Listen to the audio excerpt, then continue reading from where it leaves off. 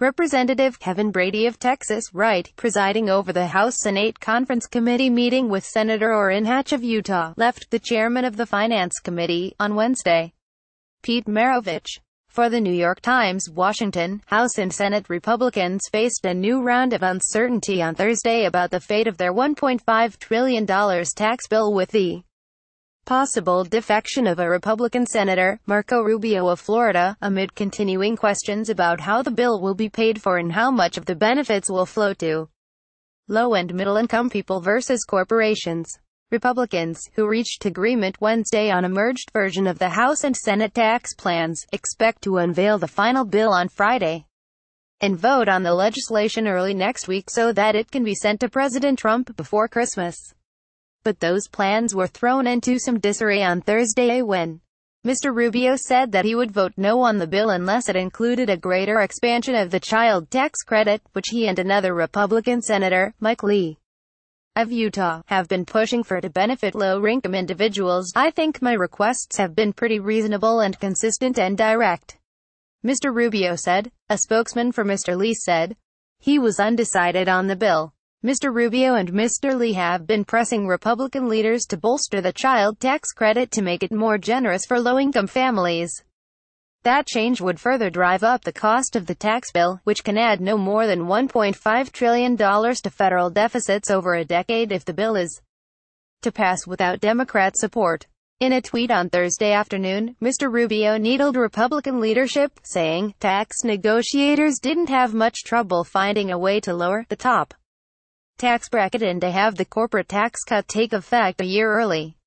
Tax negotiators didn't have much trouble finding a way to lower the top tax bracket and to start the corporate tax cut a year early."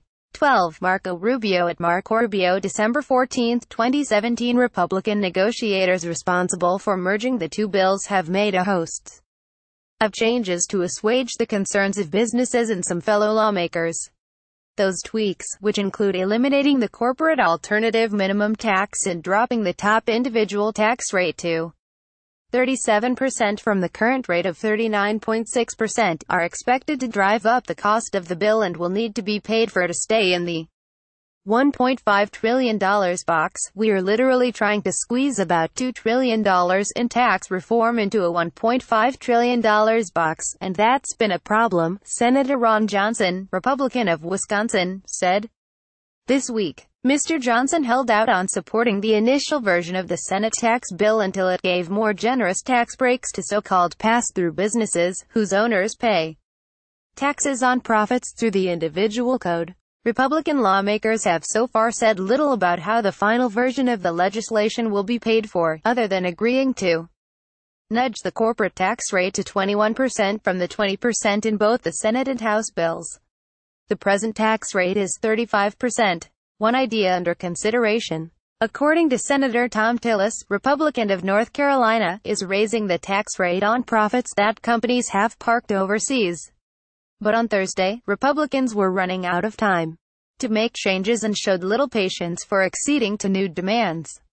Representative Kevin Brady, Republican of Texas and the chairman of the Ways and Means Committee, cast doubt on further altering the child tax credit. "We're at 11:59 on the clock and really the pens ought to be down," he said on CNN. Senator Rob Portman, Republican of Ohio and a member of the HouseSenate Committee that negotiated the final tax bill, said the Senate had already battled the House to preserve the Senate's more generous version of the child tax credit, which doubled to $2,000, with $1,100 of that amount refundable and able to be claimed by families who face no federal income tax liability. "We've already won," Mr. Portman said. "We should take our victory." At the White House, Mr. Trump predicted that Mr. Rubio would be there on the tax bill, and the White House Press Secretary, Sarah Huckabee Sanders, pledged to keep working with the senator until we get the job done. But she, too, highlighted the expansion of the child tax credit that had already been passed in the Senate's tax bill, even if it fell short of what Mr. Rubio wanted to see in the final version. "We think he should be very excited about the progress we've made on that front," she said. The last-minute demand by Mr. Rubio demonstrates the leverage individual Republican senators have in the final moments of the tax debate. With a narrow 52-48 majority, Republicans can afford to lose only 2 of their members if they are to pass the bill along party lines. One Republican senator, Bob Corker of Tennessee, voted against the Senate tax bill. Other concerns are also looming, including the health of 2 Republican senators, John McCain of Arizona and Thad Cochran of Mississippi. Mr. McCain's office said on Wednesday that he was receiving treatment at Walter Reed National Military Medical Center for normal side effects of his ongoing cancer therapy. And on Monday, Mr. Cochran had an outpatient procedure to address a non-melanoma lesion on his nose, a spokesman said, though the senator expects to vote in the Senate next week. On Thursday, the White House said that Vice President Mike Pence, who would break a 5,050 tie in favor of passing the tax bill, will delay a planned trip to the Middle East so that he can preside over the tax vote next week. House and Senate Republicans agreed in principle on Wednesday to the framework of a merged bill, which will scale back some popular tax breaks compared with the current law, including the deductibility of mortgage interest in the state and local tax deduction. The final tax bill will allow a deduction of up to $10,000 in state and local taxes. But instead of limiting that deduction to only property taxes, as the House and Senate bills would have done, the $10,000 amount can be made up of property taxes as well as either income taxes or sales taxes. When the House passed its tax bill last month, 12 of the 13 Republicans to vote no were from California, New York and New Jersey. On Thursday, Representative Leonard Lance, Republican of New Jersey, who voted against the bill, said he would again vote no on the final bill. A SurveyMonkey poll asked Americans whether they thought their pay would go up if their employer got a tax cut. Most were doubtful. Say pay would stay the same. I favor retention of the deductibility of state and local taxes in their entirety, and I'm sorry that was not the view of the conference committee. Mr. Lance said, for me, $10,000, regardless of the configuration, is not strong enough. Representative Peter T. King of New York, another Republican who voted against the House tax bill, also plans to vote against the final bill, a spokesman said. By pushing ahead with a limit on state and local deductions, Republicans could also be setting themselves up for political losses in higher-end coastal suburban districts that currently buttress their House majority. Those districts disproportionately house the upper-middle-class families that would most likely face tax increases if the bill becomes law, because they currently deduct such a large amount in state and local income and property taxes. Democrats have targeted many of those districts for 2018, including parts of California, New York and New Jersey, which underperformed for Mr. Trump in 2016 relative to previous Republican presidential candidates. This bill is a suburban tax, plain and simple. Senator Chuck Schumer of New York, the minority leader, said on Wednesday.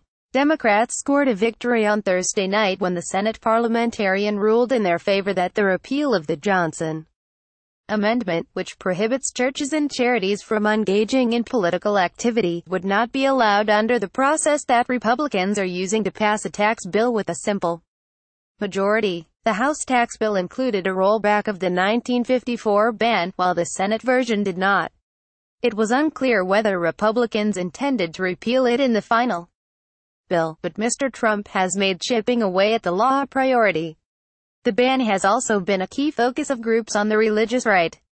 The final bill adds back many of the prized tax breaks that were stripped by the House legislation, including allowing taxpayers to continue to deduct high out-of-pocket medical expenses and the interest paid on student loans. It will also continue allowing graduate students who receive tuition waivers to avoid paying taxes on that benefit. The bill also contains the Senate's repeal of the Affordable Care Act requirement that most Americans have health insurance or pay a penalty, and a provision that opens the Arctic National Wildlife Refuge in Alaska to energy exploration. On Thursday, Republican leaders continued to express confidence that they were getting close to passing the most sweeping tax overhaul in decades. Mr. Brady has scheduled a signing of the signature sheets for the conference report, which is the deal that has been reached between the House and Senate lawmakers on the Congressional Conference Committee, from 10 a.m. to noon on Friday. A majority of the House and Senate lawmakers who are on that committee have to sign affirmatively for the bill to move forward. Jim Tankersley contributed reporting. A version of this article appears in print on December 15, 2017, on page A1 of the New York edition with the headline "Tax Deal Faces Fresh Concerns on Its Priorities."